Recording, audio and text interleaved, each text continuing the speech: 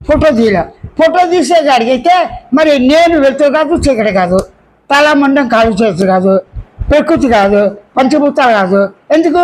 వీటిని తను తాను గ్రహించి గుర్తించి తెలుసుకునే లక్ష్యంతో అనుకునే భావించే లక్షణాలు లేవు. జడ పదార్థము చేతము జడచేతన పదార్థాలుగా ఉన్నాయి కనుక అంతకన్నా లోతు ఇప్పుడు చెప్పవలసిన అవసరం లేదు. గత ఉపన్యాసాల్లో ప్రణాళిక కంటిన్యూగా చెబుతున్నా, మరణమాలు చెప్తున్నా. ప్రస్తుత అంశం ఏమిటి? ఎవరికి వారే సమస్య అయ్యారు. ప్రతిదీ సమస్య. నేను పదం సమస్య. ఇది నేనుకి, నేను శబ్దం, నేను భావం, నేనుకే సమస్య. శబ్దాలు ఎక్కువైన కొద్దీ, భావాలు ఎక్కువైన కొద్దీ, ఆలోచనలు ఎక్కువైన కొద్దీ దేని ద్వారా చేస్తున్నావు? ఇవన్నీ దేహం ద్వారా. అంటే దేహ సంబంధించిన అనుబంధాలతోనే, దేహ సంబంధించిన నిద్రాకాల మెరుకులతోనే, దేహ సంబంధించిన సుఖం దుఃఖం మంచి చెడు పాప పుణ్యాలతో లాభ నష్టాలతో ఉన్న వాటి చేతనే తను తానే నేను ఉన్నాను అన్నాడు. వాస్తవంగా నేను శబ్దాలు సుఖమని లేదుగా. ఏరా ఎలా ఉన్నా? నేను సుఖంగా ఉన్నాను. కానీ మధ్యలో బాధ వస్తుంది. సుఖ దుఃఖాల్లో 1% సుఖము, దుఃఖం ఎక్కువగా ఉంది అన్నాడు.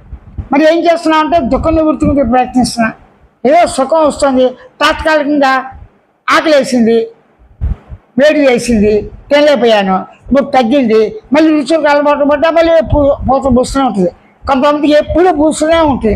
నాలుగు కానీ లోపలికి అల్సర్ అంటారు, ఎసిడిటీ అని తినేస్తుంటారు. మంట, దేవపదాలు తింటారు, మందులు మాత్రం. అంటే ఏంటి? అందరికీ కూడా ఉచితంగా దేహం ఎలాగైతే లభించిందో దేహంతో పాటు ఆరోగ్యం ఉంది, అనారోగ్యం 2 గుణాలు ఉన్నాయి సహజంగా. అంటే దేహం ఎక్కడ స్థిరంగా ఉంది? ఉనికితో ఉన్న దేహం ఎలాగుంది? ఆరోగ్యంగా, అనారోగ్యంగా. అంటే ఎరకణాలతో, పంచభూతాత్మకమైనటువంటి వాటితో కణాలతో ఈ దేహం ఉంది. ఇవేవి గ్రహించలేవు. కానీ గ్రహించింది ఏది? నేను. అప్పుడు నేనుకి ఏం కావాలి? దేహానికి ఏం కావాలి? దేహానికి ఏం కావాలి? ఆకలిడెప్పుడు ప్రాణధర్మం, జ్ఞానేంద్రియ ధర్మం, ఇంద్రియాలు ఇవన్నీ కలిసాయి. కానీ దేహం నాకు ఆకలి ఉందో ఆకలి తీరింది అంటుంది. అంటే దేహం కానీ దేహ సంబంధమైన నిద్ర కళ మెరుకు స్థూల సూక్ష్మ కాణశీలాలు ఏవైనా సరే సూక్ష్మ స్థూలమైనప్పటికీ కూడా నేననేదే మాట్లాడుతుంది. నేనే కర్త, కర్మ, క్రియ. అనుభవించాడు, అనుభవము, అనుభవించబడేది నేనే. అప్పుడు నేనంటే ఏమిటి? నేను ఎలా ఉంది? నేనుకి ఏం కావాలి?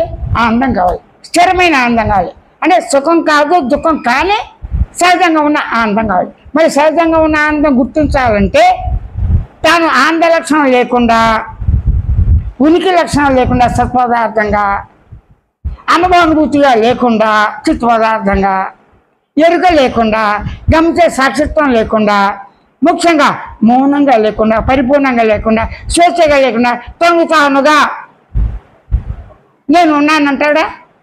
అంటే తన సహజ స్థితే, తనకు స్వయం దర్శనము, స్వయం పరిచయము, స్వయం అనుభవము, స్వయం ప్రత్యక్ష అనుభవం, పరోక్ష అనుభవం, అన్ని అనుభవం తానే. అదే సాక్షాత్కారం.